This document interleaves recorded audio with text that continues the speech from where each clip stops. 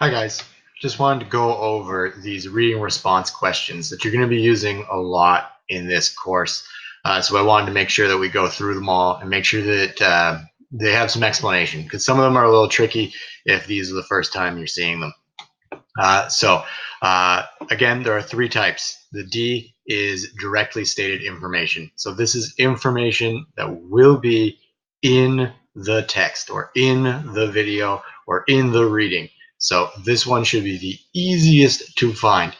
Uh, I stands for indirectly stated information, which means that the author might be implying it, or they might not have said it specifically, but they made mention to it. And C is making connections. So that is more about your opinion, connecting what you read to your life, your experiences, your thoughts. So let's go through these each individually. So the first is explain or describe the situation facing the writer. So what is the writer writing about? Who are they? What is the experience they're writing about? So that's what it means by the situation facing the writer. What is it that they are dealing with? Number two, identify at least two details in this selection that supports the main idea. So you have to find the main idea. So what is the biggest idea? What is this author trying to write about? And then this question is asking you to pick two details that this author uses to support that main idea. So two different ideas. They shouldn't be similar. So number three, this one maybe should go before number two, because it is identify the main idea of the reading selection. So what is the big idea that the writer is trying to give you? What is the main topic? So there's that. Then number four, identify the writer's purpose in this selection. So what this is asking you is, why did the writer write this piece of information? What is it that they are trying to get you to feel or do or believe based on their writing? So what is their purpose? Why did they write it? Number five, this one's broken up into two parts. So part A is determine the intended audience of this selection. So this is asking, who is the writer writing for? Are they writing for adults? Are they writing for teenagers? Are they writing for children? So are they writing for like young children? Are they writing for old people? Who is the intended audience of this selection? And be as specific as you can be. So if you think that they're writing for teachers, say it's writing for teachers. If it's being written for students, high school students, say high school students, not just students, because remember, kindergarten is a way different audience than a grade 12. So be as specific as you can be. And B, so what details or clues in the selection support your reasoning? So going back to part A, you've figured out the intended audience. Now, what details or clues made you believe that that was the intended audience? So support your uh, opinion. So give some facts based on the reading to do that. Number six, explain what the writer has learned from his or her experience. So most writers will talk about how they've either gained information or gained a different viewpoint, or what lesson they might have learned from their experience. That's what that's asking. Number seven, explain how this experience changed the writer's attitude, thinking, or beliefs. So this one might not apply to everything you read, but if it does, it would be a good question to use.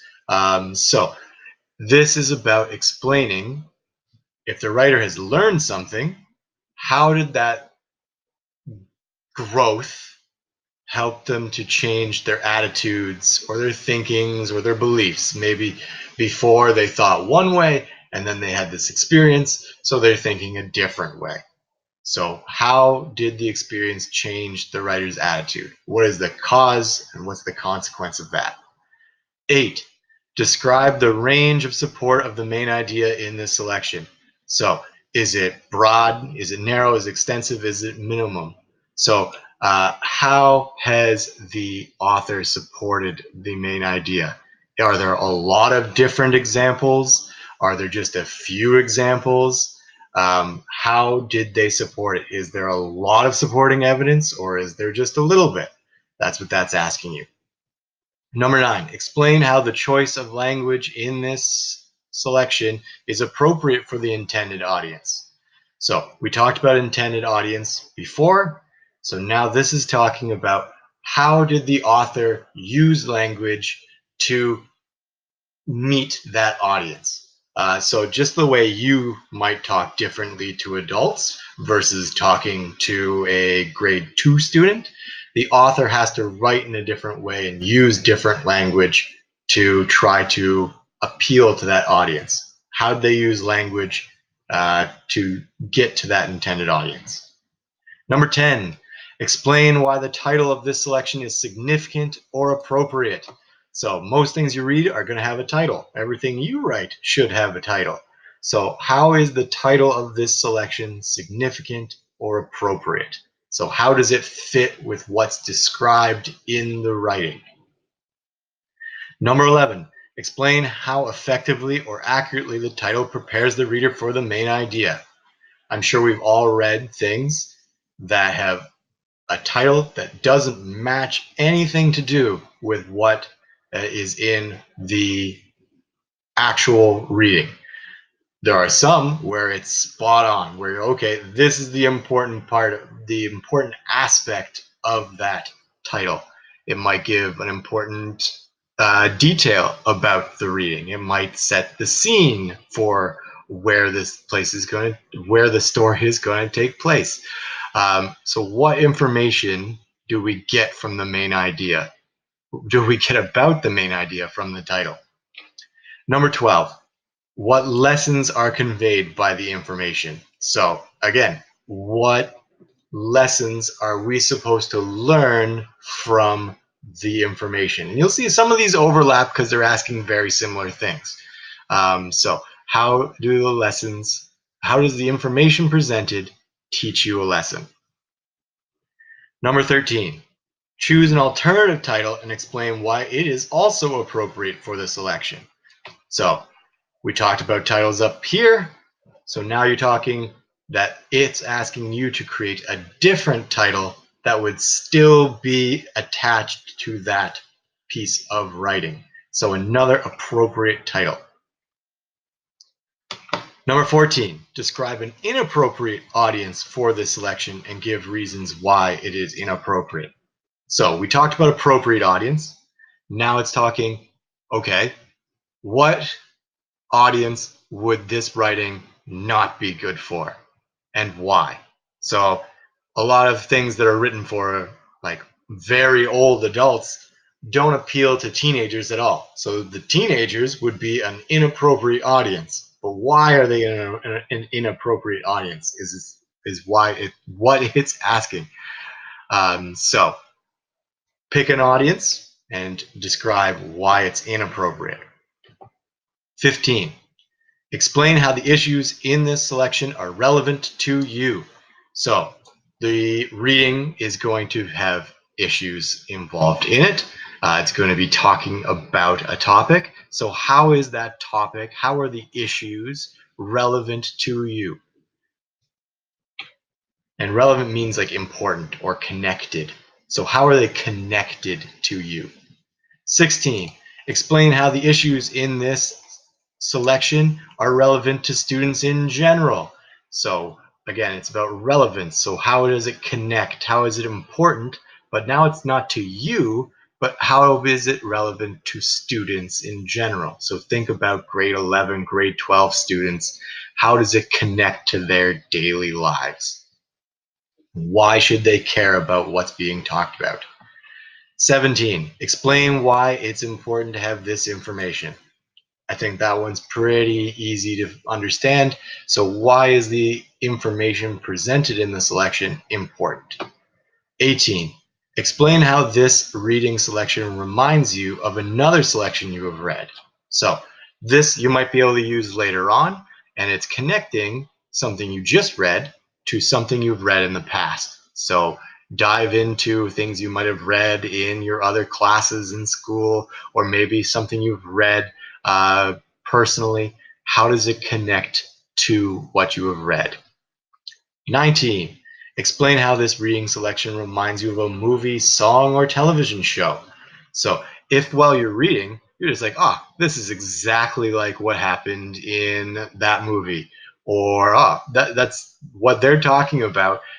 This singer also mentioned in a song. Or, oh, this reminds me of that television episode. How does it connect with the reading? Number 20. We're almost done. I promise. There's quite a lot. So as you can see, we've only got 4 more. So number 20. To whom would you recommend this reading selection? And explain your reasons. So you're asked to recommend this selection to someone. Who would you recommend it to and why? So this might go back to discovering the audience. So who's in that audience? Who could you recommend it to that belongs to that audience that might like it? And then explain your reasons. Number 21. Can you think of a time when something like this has happened? So a lot of the things we're reading about are about real life events. So can you think of a time when something like this happened? Number 22. Have you ever seen this idea in another format? So again, asking sort of the same idea as the two up here. Have you seen the idea presented by this reading or this selection in another way? Maybe it's a poster or an ad you've seen, or again, maybe a television show, movie, song, just a different way that's not in writing. And number 23, last one. Would you have responded in the same way as the person in the text? So some of your readings are going to involve the person responding or reacting to a situation. Now it's time for you to put yourself in their shoes. Would you act the same way? So that's what that's asking. And remember, at no time are you asked to answer all of these questions. You do not have to answer 23 questions each and every time you're doing a reading. So for example, in the first one, it's only asking you to choose one of the questions from each section. So one that has a label of D, one that has a label of I, and one that has a label of C. Now, just because you choose number 6 and it has D and I doesn't mean that they're both covered. So they can only count for one. Okay? So with that, hopefully that gives you a better idea of what these questions are asking. If you're still stuck on any of these questions, send me an email and I will try to clear it up as best as I can.